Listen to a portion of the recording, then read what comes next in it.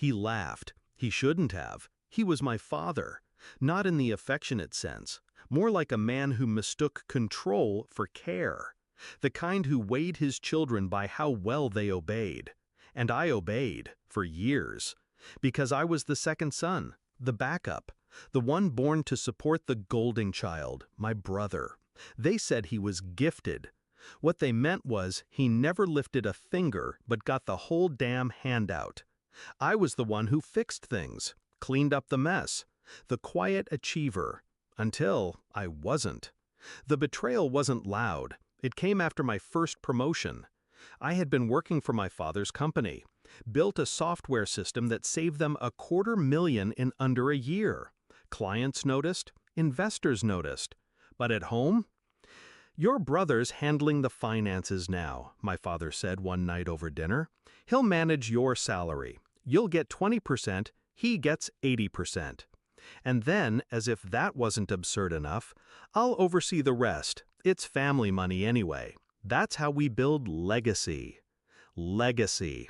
What he meant was indentured brilliance. My effort, his credit. My genius, my brother's wallet. I looked him dead in the eye. "So I build it, he takes it, and you supervise?" Exactly. No hesitation, no shame. That night, I packed a bag, not out of rage, out of clarity. You see, my father thought obedience was loyalty. He thought keeping me in the family business meant he owned me. But he never owned my mind. I left the next morning. No speech, no drama. Just a note: "Thanks for the training. I won't need your supervision anymore."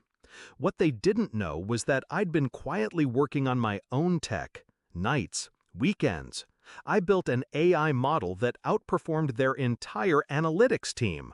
Didn't register it under my name, used an alias, filed patents offshore, created shell companies. By the time they noticed I was gone, my product was already in beta. And my clients? His clients. They followed me. The real move came 6 months later. Their top investor, Larson Capital, pulled out. Quietly. Because I showed them a demo of my software. Faster, smarter, cheaper. They didn't ask questions, just shifted loyalties. Money doesn't care about bloodlines, only value. I launched CipherTech from a co-working space in Berlin.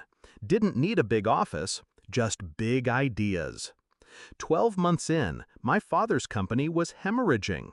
Clients were leaving, profits were gone, and the board, mostly his old friends, were restless. That's when I made my move. I bought in, through a proxy firm in Singapore, acquired 22% in silence. Then leaked a subtle rumor. An AI firm is looking to restructure outdated tech holdings in Europe. He didn't know it was me until the board meeting, until I walked in, shook the CEO's hand, and sat opposite him. No anger, just presence. His eyes widened. "You?" I nodded. "Still keeping 20% of my salary, Dad?" Silence. Then I slid a folder across the table. Inside, proof of tech theft, patent misuse, and a forensic audit showing millions routed through accounts in my brother's name that traced back to my software. He turned pale. The board didn't speak. They didn't need to. I didn't want revenge. I wanted the truth public. And that folder? That was my press release. They removed him 2 weeks later. The same board that used to toast him. My brother vanished. Off-grid, likely in debt. The empire they built off my back collapsed because I stopped carrying it. Now I run CipherTech. We're global, clean, scalable. I don't take orders, I write contracts. Sometimes people ask if I'd ever speak to my father again, and I tell them I have. Every time he reads a headline about me. Every time my company wins a contract he thought belonged to him. Every time his silence tastes like regret. He taught me one thing well: how to walk away. But he never expected I'd do it with everything he wanted, and none of the permission. Now, I own 100%.